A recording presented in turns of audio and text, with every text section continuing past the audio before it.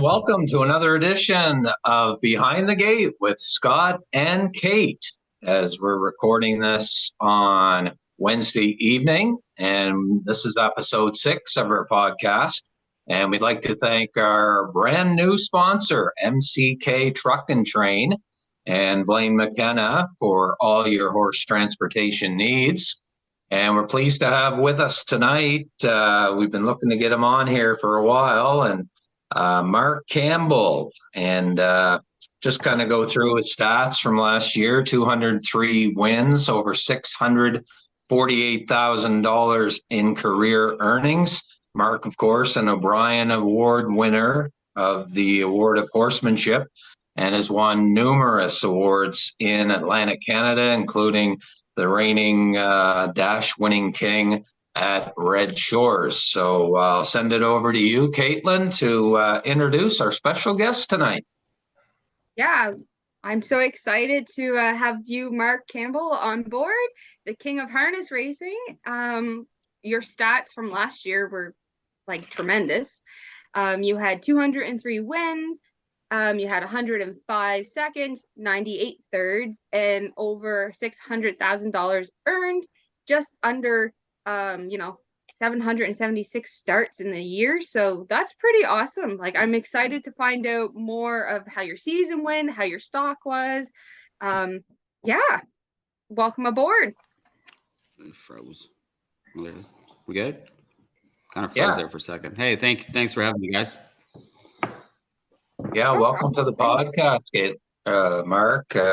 We've been excited to have you, and this is our 6th episode. So, Caitlin, you want to kick things off, and we'll fire some questions at Marc here. Yeah, let's dive in and get to know you, Marc, and get to know more stats and more thoughts behind harness racing for you. So I noticed you took some time off after the Breeders' Crown and had a number of weeks where you didn't drive, with a busy schedule you've had, enjoying some time away, and the time that you missed. Did you miss racing, miss driving, just because, we know you as the king and you're always in the races and you're always there, but sometimes, there's other things. I took all of January off completely. I just felt that after the couple of years that we had, we built a farm, we did a lot of things in a short period of time, and we had a pretty hectic schedule all summer that I just needed a little bit of time away. We obviously still had a full barn. We had 11 babies. There was still lots of work to be doing, but I got to spend a little more time at the hockey rinks, and it was just needed a little regroup. Just kind of, and you know what? I'll be honest with you. People might hate on me a little bit, but I didn't miss it for a little while. I didn't miss it.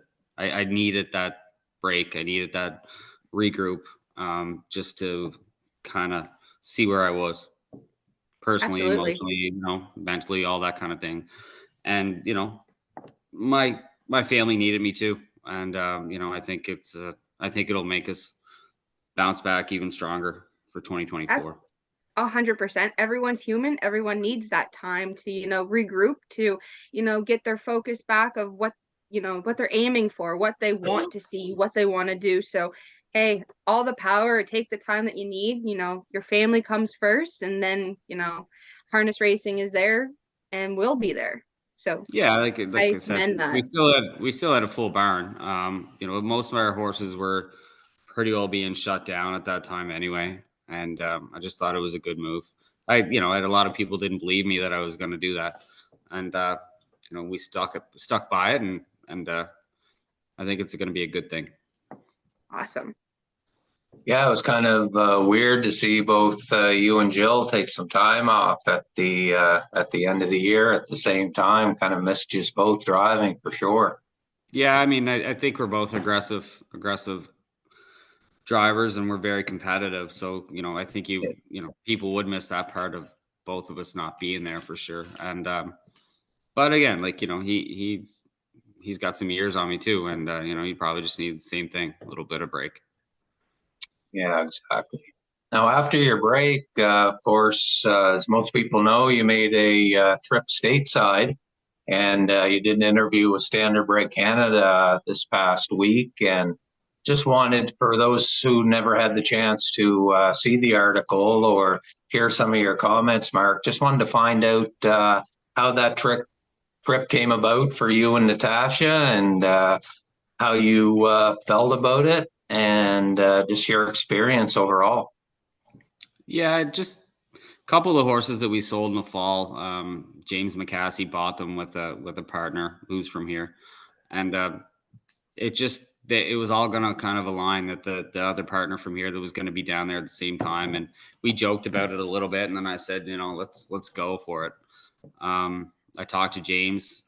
I didn't want to be kind of going in there for a weekend and taking drives from his guys or whatever. And he said, no problem. And he was all aboard. And the closer it got to actually happening, the more excited he got, the more excited I got, Tash got, and everybody was kind of up for it.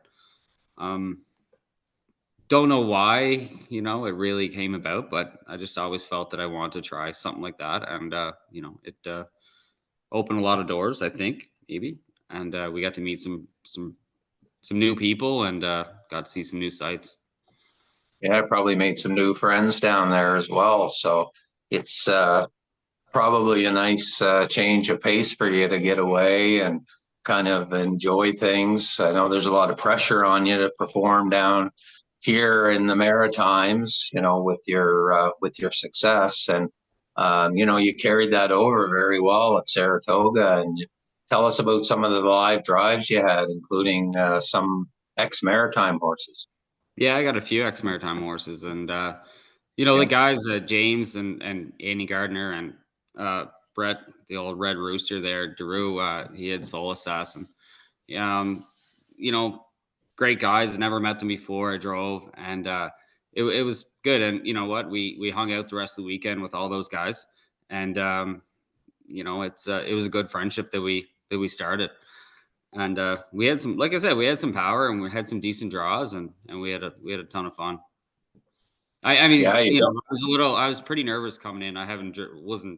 It's 3 months since I drove. Yeah. Literally been just jogging babies pretty well, and a couple of other horses at home. I was kind of out of shape. Yeah. But it was fun. On a Awesome. side note, you had mentioned in the article as well that you certainly are not looking to make a move at this point in your life, with young kids and everything, and the kids are getting older. Do you think there might ever be a time, Marc, where you decide to maybe step outside of the box of the Maritimes and try it for a little while? Because I have no doubt that you would be successful anywhere. Yeah, well, the door's not shut. We'll put it that way. Yeah. When or if, that's to be determined. Yeah, you mentioned as well, you've got a number of 2-year-olds. You have some probably quite a few Maritime breds, and I think you've got a few or at least a couple of US breds. Any ones that are standing out to you, Marc? We got 6 Maritime breds, and then we have 5 away breds, 3 US and 2 Ontario. But yeah, the away breds are doing very well. They're all kind of getting time off here and there, a couple weeks out in the field. Maritime breds seem to be doing very well at this point as well. Any that stand right out. Yeah, there's a couple, but I'm gonna keep them kind of closer to. Yeah, we'll see if I'm right, but yeah, there is a few that we trained a few today that a couple really impressed me. So hopefully they keep continuing. Good stuff. Last year was a great year for you with another dash winning crown at Red Shores. Have you set your sights on any goals for like 2024? I usually try to set some sort of goal so I can kind of be motivated for the year, but I haven't really set that yet. Like every year I try to get over 200 wins, and we got 203 last year. I would like to be maybe little more focused upon on winning more races this summer.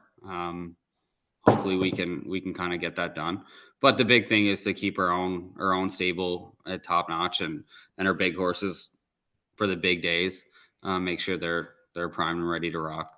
And hopefully we have a little bit better year with our younger horses. Last couple of years we've had a few that standouts that kind of carried the flag, but there's been some pretty big disappointments too. So kind of changed a few things with our training schedules and our regiment, and I think we'll have a better year for sure. Yeah, I know that you race regularly, of course, at Charlottetown. What goes into your decision making on taking the weekly trips to Summerside to catch drive, Mark? Yeah, you know what? I haven't been doing that for the last few years just because. Yeah, I noticed that. Yeah, it's just we've been busy with our own horses, and it's an hour and a half away from our farm, and it's mostly was racing on Sundays, and I like to try and take as many Sundays off as I can. That kind of was the nail in the coffin, so to speak. So we only really go up there and stake races and Lobster Carnival week for sure. Awesome. Yeah, we mentioned off air about having Adam Murner on the podcast this past Monday night, and he had mentioned some of the people and drivers that he likes to compete against and have some fun at the same time. Are there any drivers that you kind of kid around with and have a good time on the racetrack, and then ones that you really are competitive with? Yeah, I mean, obviously, I think when it comes down to it, I'm competitive with pretty well anybody. Yeah. I mean, a lot of people kind of look at me some days during a race day, and they look at me like I'm the biggest asshole in the world. And most days when I'm racing, I am.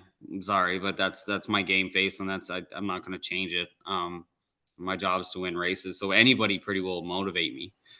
But I do there's the odd days like before or after the races, I'll have Corey McPherson's really fun to torture.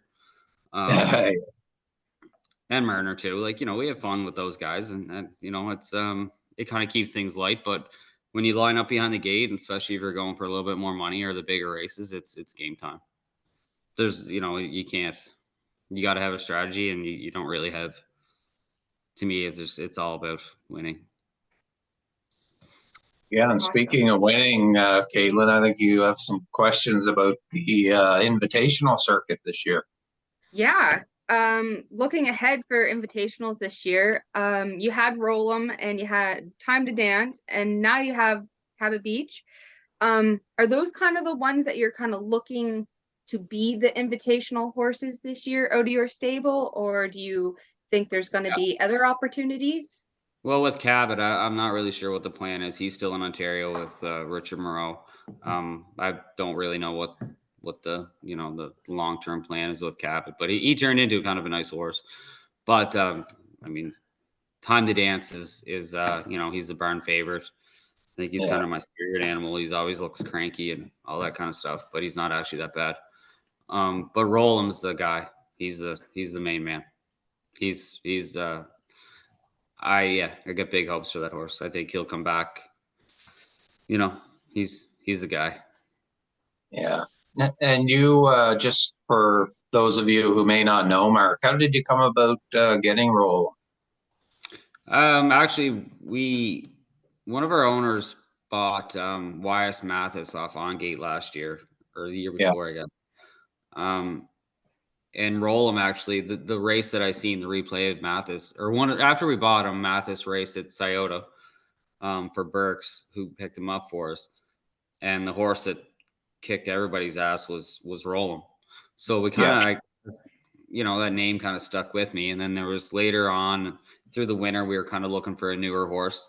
And one of the part owners kind of mentioned his name. He mentioned a few horses that Burks had, and Roll'em was one of them, but he wasn't for sale. So I approached Ron Burke, and after probably 2 or 3 weeks, we kind of made it, found out what the price was and made a deal, and we kind of made it happen. I think he landed back here. It was in February of that winter, And and then it was kind of a roller coaster up and down a little bit. That the horse didn't race a lot on a half. So I think it took him probably until the Governor's Plate eliminations to really figure out how to actually race on a half. And it took him even another few months after that to even know how to leave on a half. So that's why I guess I'm thinking I'm hoping this year that he'll be even, a little more handy earlier in the season than he was perhaps last season in the spring. Oh, awesome. You've had so many big wins, Mark, in your career. Of course, you've won numerous Gold Cup and Saucers, Breeders' Crown, and Stakes. Is there any that stand out as your biggest win in your career to you personally? Could it have been maybe your first Gold Cup and Saucer, or what kind of race do you look back on and say that's my biggest win? Yeah, I would have to go with my first Gold Cup and Saucer, I think. Yeah, it stands out there. It's just a race that I always wanted to win when I was growing up. And that just the whole week leading up to that, I won the elimination, then we drew 7, and it was just a roller coaster, and just the way the race unfolded, it was just, it made it, that first one is always the big one. But there's been lots of close seconds with it. I mean, to win the 2020 Gold Cup with your own horse, Time to Dance. Yeah. And he kind of just primed up at the right time, and that's also a big one. I mean, it was during COVID, so it was always kind of a weird, and longtime friend and owner Richard Campbell. It was, it made it kind of feel more special, I guess. There's a couple of our friends, another one friend from Newfoundland. That was his last win picture too. He passed away not that long after that race, so those things kind of stick with you.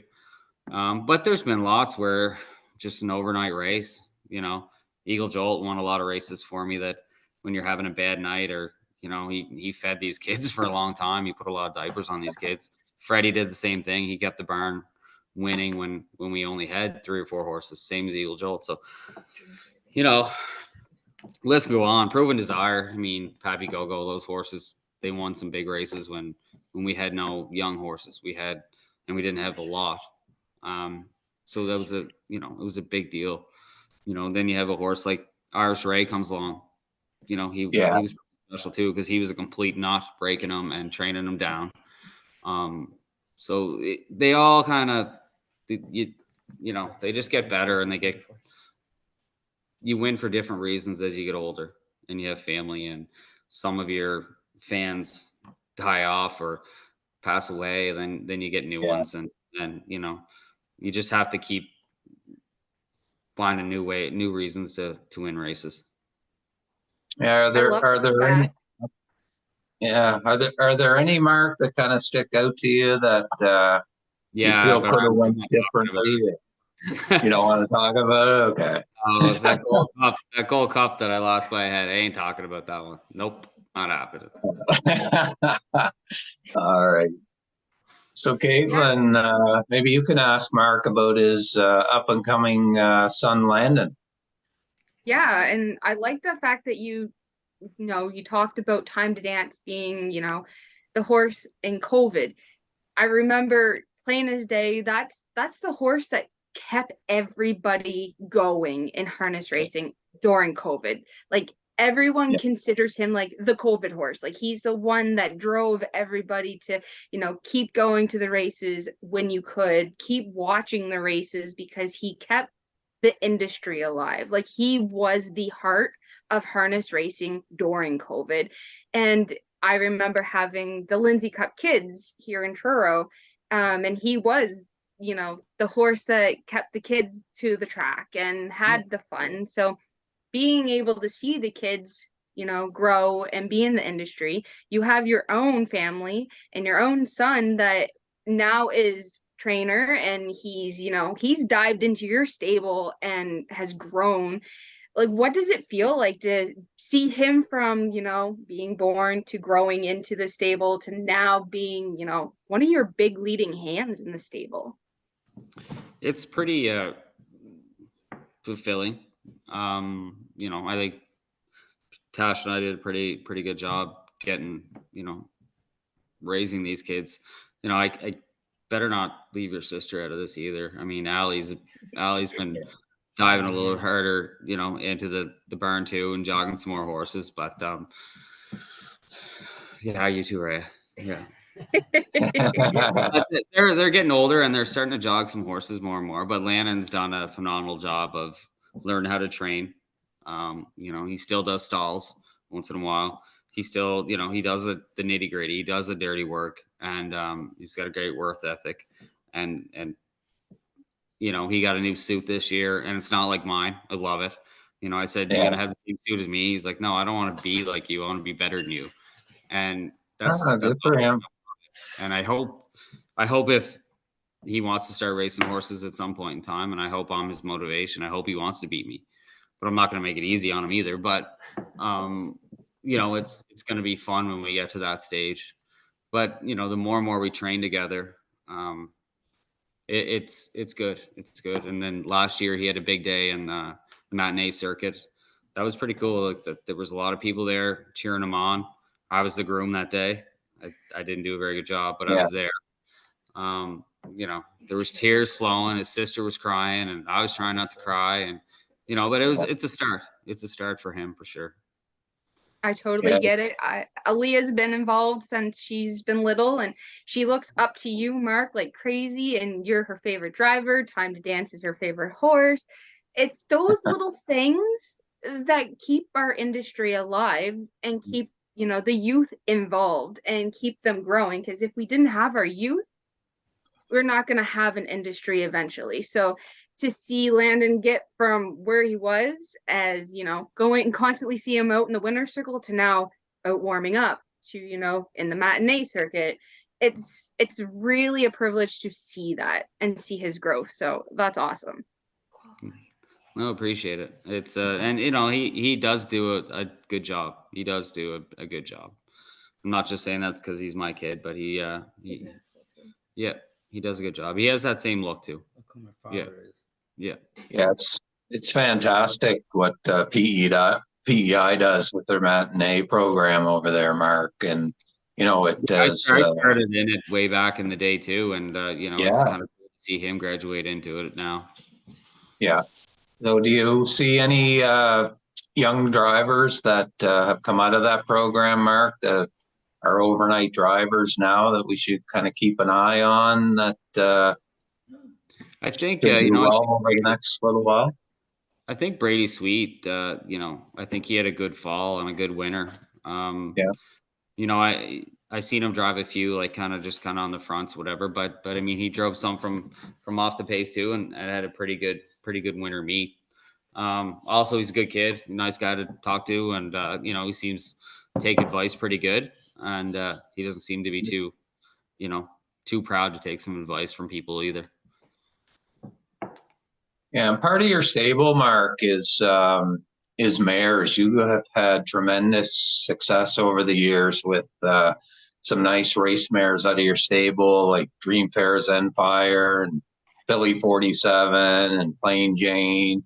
What have you got for the open mares this year, and what's the competition like? I know, week to week, it's hard to pick a winner in that class. Yeah, there's lots of competition. It's tough. It's a good race every week. Zenfire was, she was the queen here for 4 years. Did very well. She's gone off to the breeding shed. Plain Jane's, she's still around. When everything goes her right, she can be a player. When everything goes her way, like she needs to be kind of up closer to the front. We all know that. Yeah. But she's great gate speed. She raced good in Woodstock last year and in Truro, and those tracks never bothered her. She's nice, great, big, beautiful mare. But we did land a 4-year-old Huntsville mare this winter that we're kind of hoping that she might. Her name's Pasta Mama. We're kind of hoping that maybe she can take the torch away too. Young mare, good looking mare. She's at the farm now. She's getting a month off, and then she'll start back. Yeah, such a tough class. There's some really nice mares over there in Prince Edward Island for sure. Yeah, it's good. It's a good competitive race. It's a good race to bet on because every week it could be a different winner, and that's always good because it keeps the class full. Um, because they go for decent money, and then then when we go for those extra stake races and the late closers and the series is Governor's Plate week and Old Home week, it just adds a little bit more to the pot for sure. It's good. It's good. You want it to be competitive. You don't want same horse to run away every week. You need Yeah, a little competition. yeah, definitely. I was going to ask you, we had Paul Langell on the podcast recently, and of course he's got the horse Malignity. He's going to be four. Well, he's four now, but sounds like he's going to possibly give the invitational circuit a try. What do you think of that horse, Mark? I know you've raced him plenty over the last couple of years in his 2 and 3 year old campaign. He's a nice, big, strong, malicious horse, and what are your thoughts on him advancing to the next stage in his career? Yeah, he's a nice horse. Like I said, we raced against him for the last couple of years. He's high speed. He's a very high speed horse. It's going to be a big step, I think, for him. Yeah, There's some major, and hopefully he does. I mean, it's good for the maritime breed, but that next step, especially a 4-year-old, 3 to 4-year-old coming in, and it's going to be with some decent horses there is here now, like these older horses, say like Roll and a few of the other ones.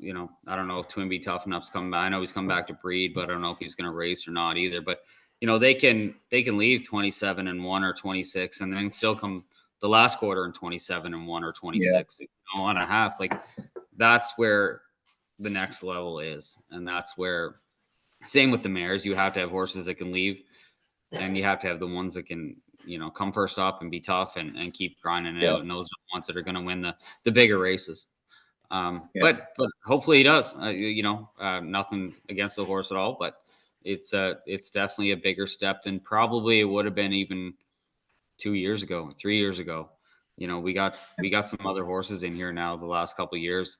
B2B was here last summer, and these horses are legit. Like they're horses, and when they come to play, like everybody's playing. Yeah. Is there any new ones that you know of, Mark, that we might see around this coming summer? You know what? I have no idea. Like we're out here on the farm, I'm in the woods. I don't know anything that's going on Yeah, here. cool. We just kind of mind our own business, and I keep. I've been into town once with a load of 3-year-olds, but it was later in the afternoon. I didn't even get to talk to anybody. Harold Shepard was out there. We talked for a bit, but I don't know what's going on. I just hope to have my guys ready to rock. Yeah, and I guess not too far away from qualifiers in May, or about 5 weeks away, Adam was saying. So we're 5 weeks away. We should have a couple of 3-year-olds ready, like maidens and non-winners of 2 and 3, a few of them. Racehorse wise, we're a little bit behind, probably than that, probably mid-May. For some mares and Roll them and Time to Dance. New Legacies here too. So it'll probably be mid-May, close to that, maybe a little bit earlier than that, before they're ready to go. Excellent. Yeah, Freddie. I guess Freddie's going to come out of retirement, they're telling me here, so I don't know. We'll see if Freddie's is that right? Yeah, I don't know. We'll see. He looked pretty good yesterday, buddy. We'll see if we'll let him let that happen. Yeah. Well, you never know. He might get to 100 wins, that horse. Yeah, I think he's I think he's got 83. I think Landon wants to get 85, and then. Oh, okay. Yeah. Good stuff. Yeah. Landon. Yeah. Well, we really, really appreciate you, Mark, coming on. We've been hoping to get you, and especially after your trip down stateside, and we enjoy watching you week to week over in Red Shores. Love that fiery competition that you bring every day to the racetrack, and just wanted to wish you the best of luck this season. And If you ever do decide to step outside the Maritimes for any amount of time, myself and I know a lot of people know that you certainly wouldn't be out of place anywhere. So we wish you all the best. Appreciate that. Thank you. Yeah. Thanks for having me on, guys. Appreciate it. Oh, no problem. So again, this is episode 6 of Behind the Gate with Scott and Kate, sponsored by MCK Truck and Train for all your horse transportation needs. And again, we thank our special guest tonight, Marc Campbell. And for myself, Scott Waddell, and my co-host, Caitlin Wesley, this is episode 6 in the books, and we'll be back next week with, I know one for sure, Corey McPherson and Redmond Doucette, I think, are on tap for next week. So we'll see you then.